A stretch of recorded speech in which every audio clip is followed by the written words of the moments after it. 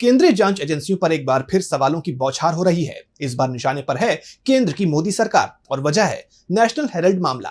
कांग्रेस महासचिव प्रियंका गांधी वाड्रा ने सीधे तौर पर आरोप लगाया है कि केंद्र सरकार जांच एजेंसियों का राजनीतिक बदले के लिए इस्तेमाल कर रही है। प्रियंका का कहना है कि ईडी, सीबीआई और अन्य संस्थाएं अब निष्पक्ष नहीं रही बल्कि सत्ता के हथियार बन चुकी हैं। तो क्या कुछ कहा प्रियंका गांधी ने, जानने के लिए देखिए ये रिपोर्ट। कांग्रेस सांसद प्रियंका गांधी ने नेशनल हेराल्ड केस को लेकर केंद्र सरकार पर निशाना साधा है और अपने पति रॉबर्ट वाड्रा से ईडी की पूछताछ पर सवाल उठाए। इसके साथ ही उन्होंने केंद्र सरकार पर जांच एजेंसियों के दुरुपयोग का आरोप लगाया। प्रियंका ने मोदी सरकार पर हमला बोलते हुए कहा कि मुझे लगता है कि प्रधानमंत्री जी के सलाहकार उन्हें गलत सलाह दे रही हैं। जनता समझ रही है कि एजेंसियों का किस तरह दुरुपयोग हो रहा है। प्रियंका गांधी ने आरोप लगाया कि उनके पति रॉबर्ट वाड्रा को बार बार बेवजह बुलाया जा रहा है। उन्होंने कहा कि उनसे पूछा जा रहा है कि 17 साल पहले आपने अपनी मां को 4 लाख रुपए क्यों दिए। ये कोई सवाल है?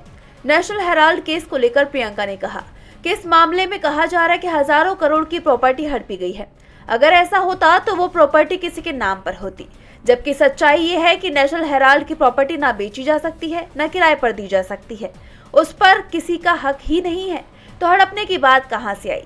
प्रियंका ने इसे राजनीतिक तौर पर बदले की कार्रवाई बताया और कहा कि ये पूरी तरह से झूठे इल्जाम हैं और सारा कुछ राजनीतिक हिसाब से किया जा रहा है। सब कुछ जनता के सामने है।